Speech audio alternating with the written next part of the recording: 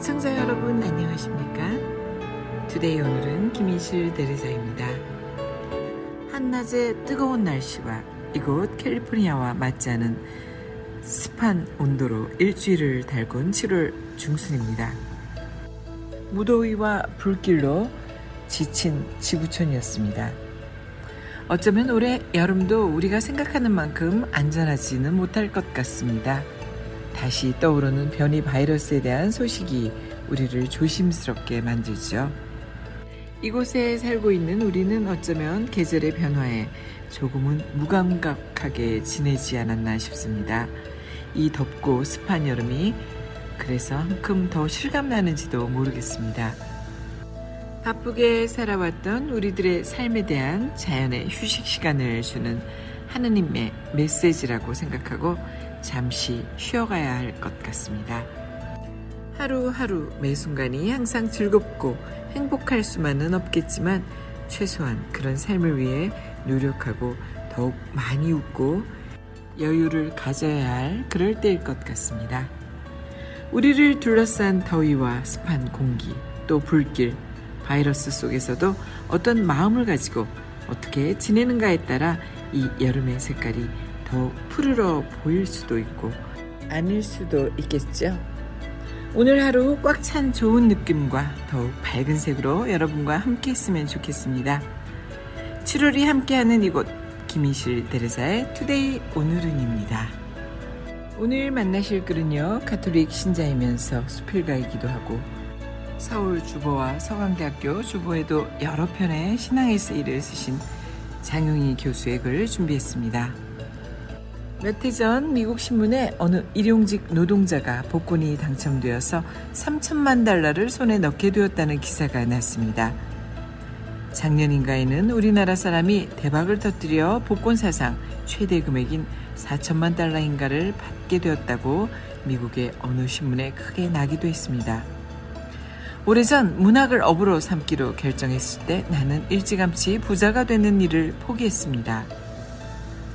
그럼에도 불구하고 간혹 누군가가 카지노에서 잭팟을 터뜨렸다던가 복권이 당첨되어 벼락 부자가 되었다는 소식을 들으면 은근히 배가 아파지는 것은 사실입니다.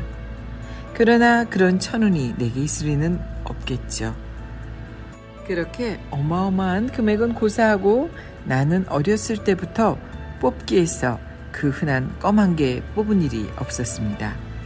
그 후로도 무엇 하나 당첨이 된다거나 공짜로 얻어본 적이 없습니다.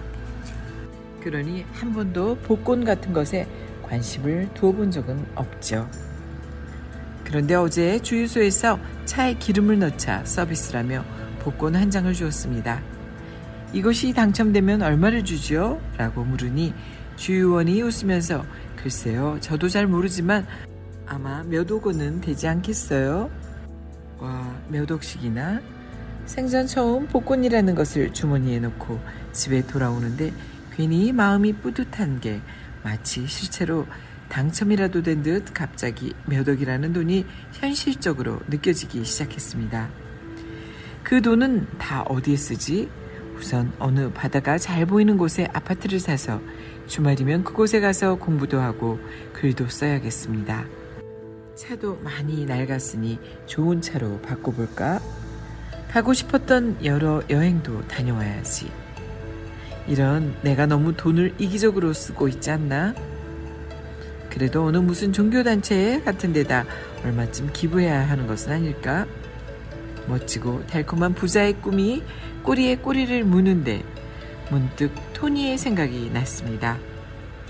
토니는 미국 유학 시절 4년 동안 살던 기숙사의 경비원이었습니다. 60이 넘은 그는 이탈리아 사람이었는데 40년 전 성악을 공부하기 위해 뉴욕에 왔다가 어찌어찌 삶의 변덕에 밀려 오페라 가수가 아니라 대학의 경비원이 되었습니다. 못 이룬 꿈이 못내 아쉬웠는지 그는 아침이면 기숙사 건물 밖에 일을 하면서도 피가로 또는 라돈나의 모빌레라며 노래를 부르곤 했는데 내 귀에는 그의 목소리가 루치아노 파바로티의 진배 없이 아름답게 들렸습니다. 사실 그는 파바로치와는 동양 친구라고 했고 젊었을 때 파바로치와 나란히 서서 찍은 사진을 지갑에 소중하게 간직하고 다녔습니다. 그런데 토니에 관한 유독 기억에 남는 것은 아름다운 테너 목소리보다는 그의 신앙심과 거의 중독에 가까운 복권 구입 습관이었습니다. 일주일에 한 번씩 꼭 5불짜리 복권 넉 장을 샀습니다. 내가 어느 날 무심히 한국에서는 4라는 숫자가 나쁘다고 말했더니 그 후부터는 일주일에 5장을 사기 시작했습니다. 그러나 딱 한 번 20불을 탄 적이 있을 뿐 한 번도 제대로 당첨되는 일은 없었습니다. 우리가 복권 사기를 말위에도 막무가내였습니다. 가끔씩 우리 방 친구들의 생일이나 집 전화번호를 이용해 당첨 예상번호를 적으면서 그는 복권이 당첨되었을 때의 계획을 아주 구체적으로 묘사하곤 했습니다. 돈을 타자마자 뉴욕의 팍 애비뉴에 아파트를 살 거야. 그럼 주말마다 메트로폴리탄 오페라 하우스에 갈 수 있잖아. 그까짓 한 200불, 300불이면 되겠지? 그리고 하얀색 벤츠차를 사야지. 그런 것은 10만 불 정도는 될 거야. 그리고 우리 어머니를 멋진 휴양지로 보내드려야겠어. 자, 걱정들 말아요. 그 돈을 다 나 혼자 쓰지는 않을 거야. 봐봐라, 너는 인형을 좋아하지? 너한테는 너의 몇 배쯤 될 만큼 큰 곰인형을 사줄게. 리사, 너에게는 그때 카탈로그에서 봤던 그 기막힌 이브닝 드레스를 사줄게. 베스, 너는 그림 그리기를 좋아하니까 최고급 화구를 사줄까? 영희, 너는 뭘 해줄까? 아, 네가 공부를 끝내고 한국으로 돌아갈 비행기표를 내가 사줄게. 그리고 사랑하는 하느님을 위해서 나는 아주 커다란 금으로 된 십자구상을 만들어 내 방에 걸 거야. 그의 목록은 끝없이 이어지다가 마지막이 되면 그는 꼭 혼잣말처럼 중얼거렸습니다. 그리고 내가 아주 큰 부자가 된다면, 정말 기막힌 부자가 된다면 나는 순금으로 된 칫솔을 살 거야. 우리가 순금 칫솔이 어디에 있겠느냐고 하면 그는 뉴욕의 티파니 보석상에서 분명히 본 적이 있고 그것은 자기가 이 세상에서 본 물건 중에 가장 아름다운 것이었다고 했습니다. 토니가 왜 금괴나 다이아몬드 같은 것을 원하지 않고 금 칫솔을 그토록 갈망했는지 아직도 알 수가 없습니다. 그렇게 사소한 물건까지도 금으로 만들어졌다는 것은 어쩌면 그가 꿈꾸는 부의 완벽성을 상징하는지도 모르겠습니다. 그리고 그렇게 부자가 된다는 것은 자기가 계획했던 것과는 완전히 다른 곳으로 가버린 삶에 한 번 보란 듯이 큰 소리치는 일이라고 생각했는지도 모릅니다. 물론 내가 공부를 마치고 돌아올 때 토니는 나에게 한국행 비행기표를 사줄 수 없었습니다. 이후에 하느님이 간절한 토니의 기도를 들어주셔서 금 십자가를 만들게 해주셨는지는 알 수 없습니다. 어쨌든 나는 복권을 주머니에 잘 모셔놓고 TV 채널을 돌리며 복권 추첨 프로그램만 기다렸습니다. 그런데 동생은 내가 받은 복권은 그런 복권이 아니라 그냥 동전으로 긁어내어 적힌 금액을 타는 즉석식 복권이고 운이 좋으면 10,000원만 탄다고 했습니다. 열심히 긁어보았지만 물론 꽝이었습니다.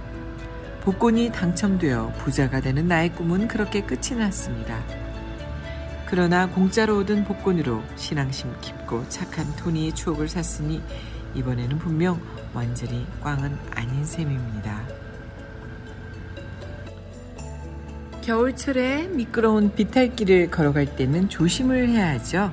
언뜻 보기에 귀찮을 듯 싶다고 조심성 없이 발을 내디뎠다가는 큰 낭패를 겪기 쉽습니다. 꼭 한겨울 추위 속에 실제 미끄러운 비탈길에서만이 아닙니다. 살아가면서 마주치는 모든 비탈길에서도 마찬가지인데요. 심리학에도 미끄러운 비탈길 이론이라는 것이 있습니다. 심리학의 미끄러운 비탈길 이론. 비탈길 가설은 처음 제기된 문제를 해결하지 않아서 더 큰 문제가 발생하는 경우라든지 대수롭지 않다고 여겼던 습관이 몸이나 마음 상태를 바닥까지 곤두박질 치도록 만들 때까지 중단하기 힘들어지는 상황을 가리킵니다. 갈등 같은 게 대표적인 예인데요. 누군가와 갈등이 생기는데도 애써 별것이 아니겠지 무시하거나 외면하다가 혹은 내키는 대로 쉽게 당장 공격적으로 반응하다가 결국은 훨씬 더 깊고 심각한 갈등 속으로 미끄러져 버린다는 것입니다. 또 간단한 늦잠 버릇 같은 것도 마찬가지입니다. 처음에는 하루 이틀 늦잠 좀 자는 게 뭐 어떨까? 내일부터 일찍 일어나면 되지. 이렇게 간단하게 생각합니다. 그러나 그런 게으름이 쌓이고 쌓이다 보면 어느새 인생 전체가 저만큼 밑으로 떨어지거나 혹은 뒤처져 버리기도 합니다. 그러니 모든 문제는 비탈길 입구에서 제대로 해결을 해야겠죠. 미끄러운 비탈길로 굴러 떨어지는 일이 없도록 어떤 문제 앞에서도 심기일전 처음부터 마음 단단히 먹고 발을 내디뎌야 하겠습니다. 운전을 하면서 창밖으로 보이는 바깥 풍경은 마치 아무 일도 없다는 듯이 평화롭기만 합니다. 어디서도 찾아볼 수 없는 이곳 캘리포니아의 아름다움에 잠시 빠지다 보면 하느님께 대한 감사의 마음이 자연히 우러나오는데요. 바깥속 세상은 모든 것을 이해하고 마치 아무 일이 없는 것처럼 잔잔해 보입니다. 우리가 지나가고 있는 이번 여름이 작년하고는 조금 다르지만 그래도 우리에게는 아직 조심해야 할 일들이 많이 있습니다. 아마 우리가 보냈던 많은 시간들보다 또 다른 의미가 있고 조금은 풀린 듯 하면서도 지루한 바이러스 스토리. 하지만 머릿속에 오랫동안 남을 여름인 것은 확실한 것 같습니다. 그래서 더욱 평온하고 우리만의 좋은 시간이었으면 하는 바람을 가져봅니다. 다가오는 한 주도 잘 지냈듯이 약간의 불편함과 잘 타협하며 보내야 하겠습니다. 우리 모든 개인의 삶의 방식과 생각의 차이도 중요하지만 지금은 서로를 더욱 이해하고 상대편의 불편함을 더욱 존중해줘야 할 시간인 듯합니다. 아직은 많이 불편하지만 그래도 마스크 착용하는 것 잊지 않아야겠죠. 밝고 아름다운 마음이 함께하는 좋은 시간 가지시기 바랍니다. 김인실 대레사의 투데이 오늘은 여기에서 인사드립니다. 함께해 주신 여러분 고맙습니다. 더욱 좋은 글로 저는 다음 주 이곳에서 여러분을 기다리겠습니다. 고맙습니다.